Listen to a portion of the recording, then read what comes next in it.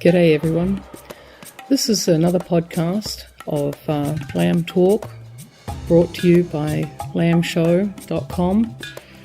I'm sitting here in Katikati, New Zealand, in a motel that we have just purchased the lease for.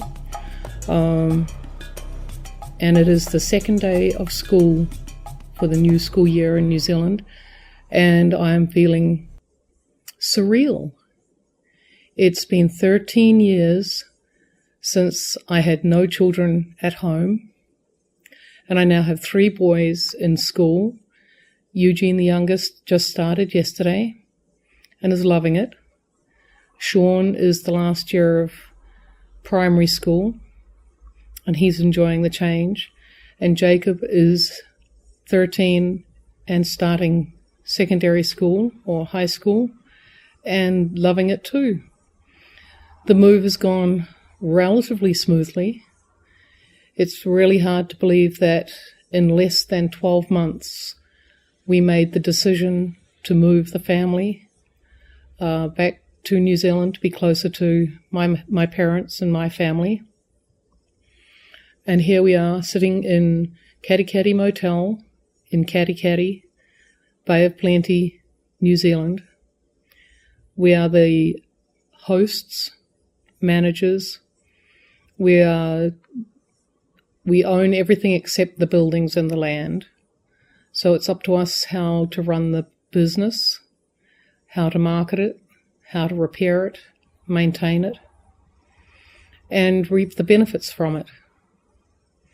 So far, we're enjoying it. We've had just over a week of ownership, and we've been cleaning and painting and rearranging and learning to clean motel rooms, make beds with hospital corners, do laundry constantly, lots and lots of laundry, meeting lots of people from all over the world, and we're loving it. It's a wonderful change. It's a huge learning curve, but that's what we thrive on, isn't it? Is learning new things every day, new challenges. But the other day I was walking back from the supermarket, and it was just an incredibly surreal feeling that after 18 years of being away, I was back. And I was walking home with my groceries in hand, and it was a gorgeous summer's day, as it is today. I've just been out picking plums that I will stew and freeze and make jam from for the winter. And I'm going, really? Am I back? I love it.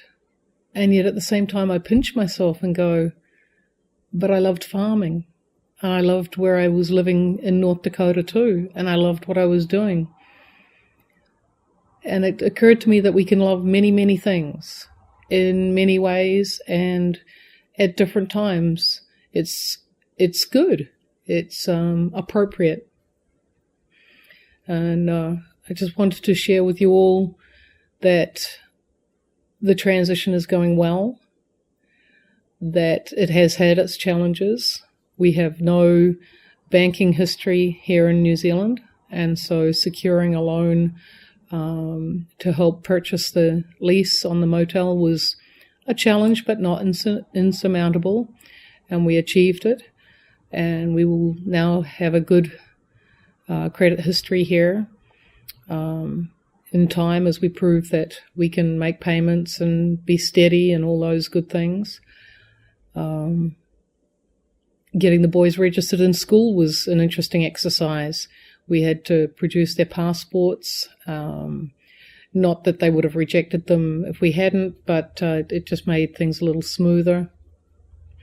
Jacob had a half day to get used to the new school on Friday, and then Monday was a long weekend. It was Waitangi Day in New Zealand, February the 6th, and that is like 4th of July in the US, Independence Day. It's when New Zealand signed a treaty with the Maori people, the native people of New Zealand, and they signed a treaty with the queen for peace and prosperity. And we celebrate that on the 6th of February. And so there was no school, but yesterday, being the 7th, all the schools are now back in for the school year, which will run from February to December. And the boys took off in their school uniforms. Eugene and Sean are wearing green polo shirts with black shorts. Shoes are optional. They don't have to wear them. They can if they want to. And Jacob is in grey shorts, grey polo shirt with the logo, and what are called Roman sandals. They're a leather sandal that they wear. And in the winter, black shoes, long socks, shorts, and a skivvy long sleeve shirt, and a woolen sweater or sweatshirt. And shoes are not optional at secondary school, but in primary school they are. And I grew up with shoes being optional, but again I've found the transition back. I get after Eugene, we're going into Tauranga, which is like going from Steele or Driscoll into Bismarck, from Katikati to Tauranga. Tauranga is a big city with New Zealand's biggest port. And I'm going, Eugene, where are your shoes? We can't go to town without them.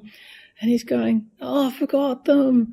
But don't worry, Mama, we don't have to wear them here. And I'm going, oh, you're so right.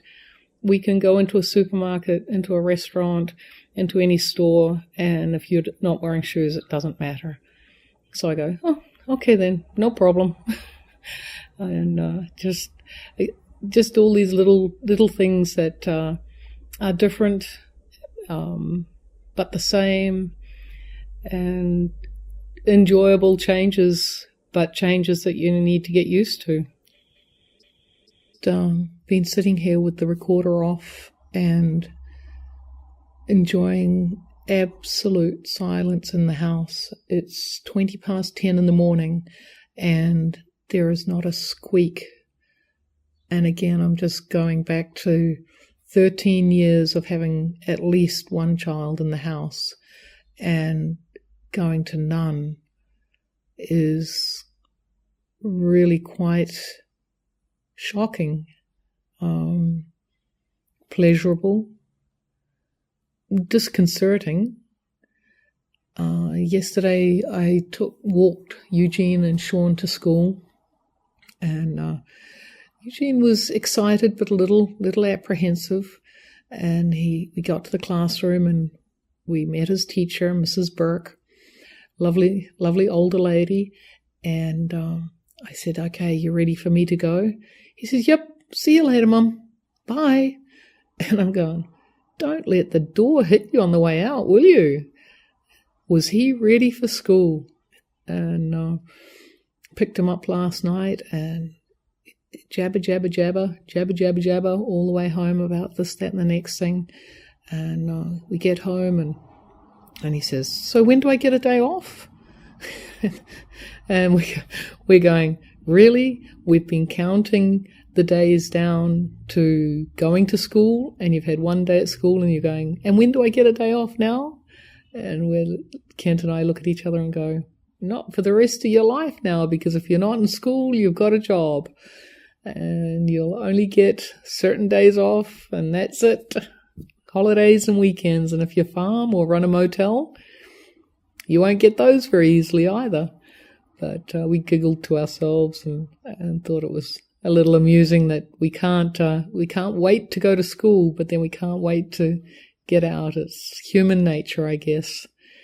But yep, school and silence. I thought the day would go really slowly yesterday, but boy, suddenly it was time to walk back and pick Eugene up from school and see how his day had gone. The day went fast, but I got to concentrate on a task and get it accomplished without interruptions and without needing to go, okay, now I've got to cook lunch for how many people and need to have it on time so that no one's getting cranky. All those things that mums juggle without even thinking about it. So it's the start of the new adventure, the next stage of the children's lives, the next stage of our lives, and we're embracing it. Katikati is a town of about 3,500 people, maybe pushing 4,000, and you can walk everywhere from the motel to the supermarket, to the doctors, to the schools, to the swimming pool, to the rugby fields, to the hardware store, everything. And there's everything we could possibly need here as well. There is a doctor's clinic with 7 doctors and x-ray services. There is an optometrist for Jacob and Sean for their eyes, and Kent. There are 2 pharmacies. There's a hardware store and a building supply store. There's a small engines repair place. There are 2 computer repair places. There are 2 supermarkets. The schools are, the secondary school is just shy of 1,000 students, and that runs from ages 11 to 17, 18. And the primary school runs from 5 to 10, and there's right around 450, 500 students there. And they both service the community very, very well. They've got excellent reputations. There is a gifted children's program in the secondary school, and there is in the primary school a Maori sector where it can be total immersion, where they only speak Maori in the classroom. Eugene will be in a regular classroom, but they will teach Maori, which is the native language, but he won't be in total immersion. It's a wonderful little town, and everyone is really friendly, really helpful. And of course, they know that you're new, and they walk you through how things are done, and they help you through little hurdles. Just an amazingly friendly small town. But for services, you don't need to go to Tauranga at all. I've been to Tauranga once in 2 weeks, and that was really just to get the boys' school uniforms. Was having trouble sourcing some second-hand ones in Katikati for the primary school for Eugene and Sean, so I needed to go to Tauranga to get new school uniforms for them. Otherwise, really haven't needed to. It took a week before we needed to use the car. Otherwise, we had just walked to the grocery stores, to the schools for registration, down to the medical centre to get registered. Everything's really, really close. The boys signed up in swimming lessons, and they have a 3-minute walk around the corner. They only have to cross one road, and they're right there.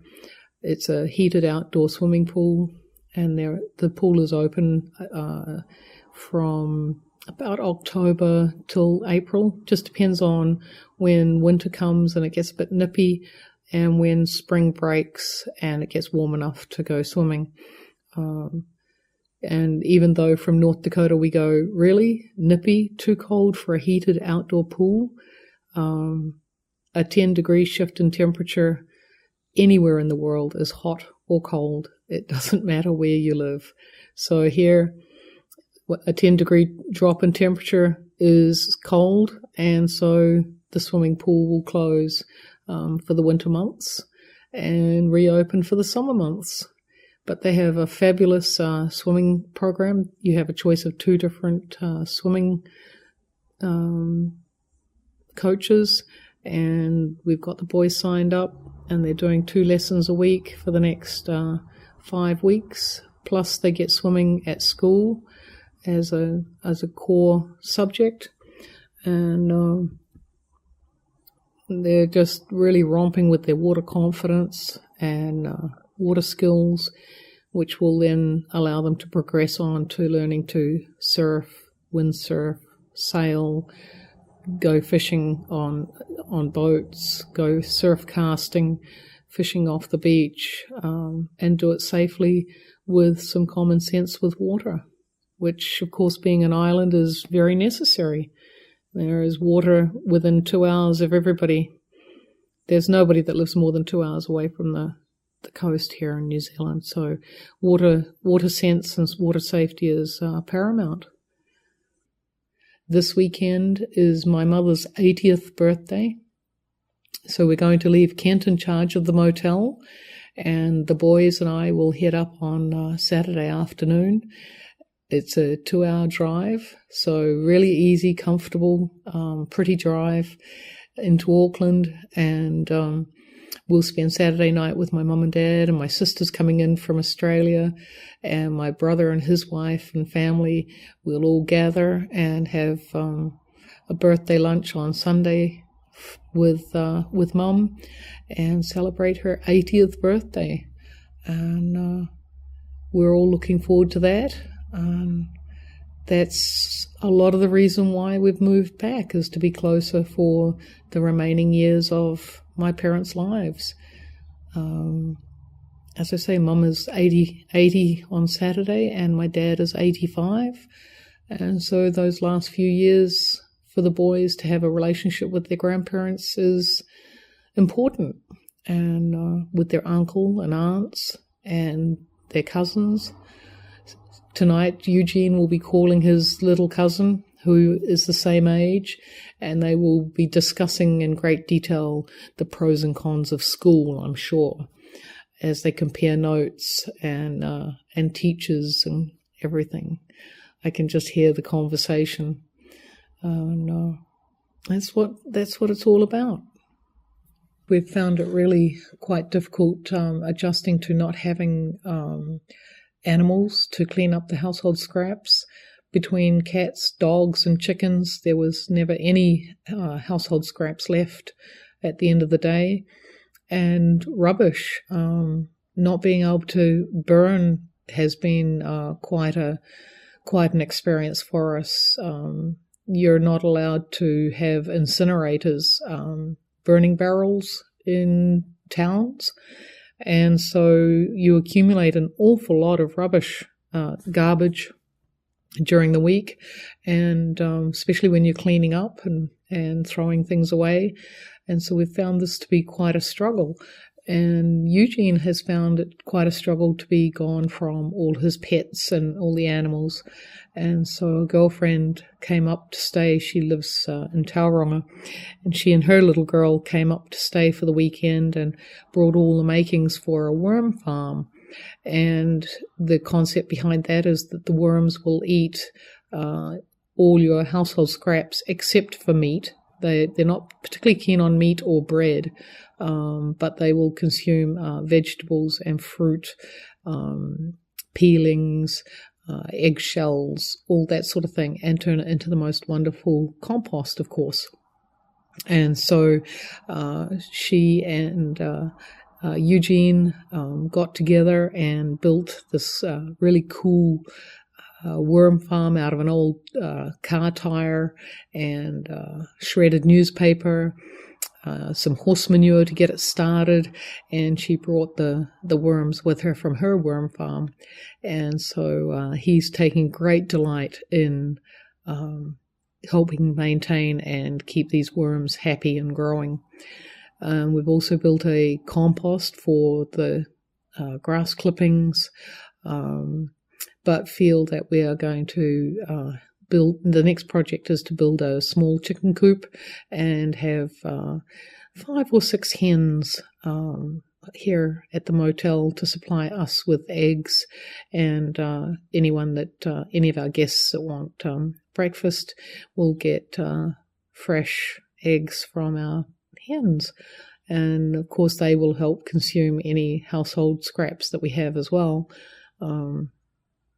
Not that Jacob gives us many household scraps anymore, being a 13-year-old growing boy, or Sean, but Eugene still doesn't always eat everything on his plate, as you can imagine. And so we have a few scraps from the table, and of course, in the process of making salads and everything, you've got your peelings and your topping and tailings from beans and carrots and so on. So it's a great adventure and new experiences, but Eugene's missing the animals, so we're going to end up with worm farms and chickens, I think, as our first foray into pets here. But for now, I think I'm going to say goodbye, and we'll see you and talk to you next week. So thank you very much for tuning in again, and we'll see you around the block.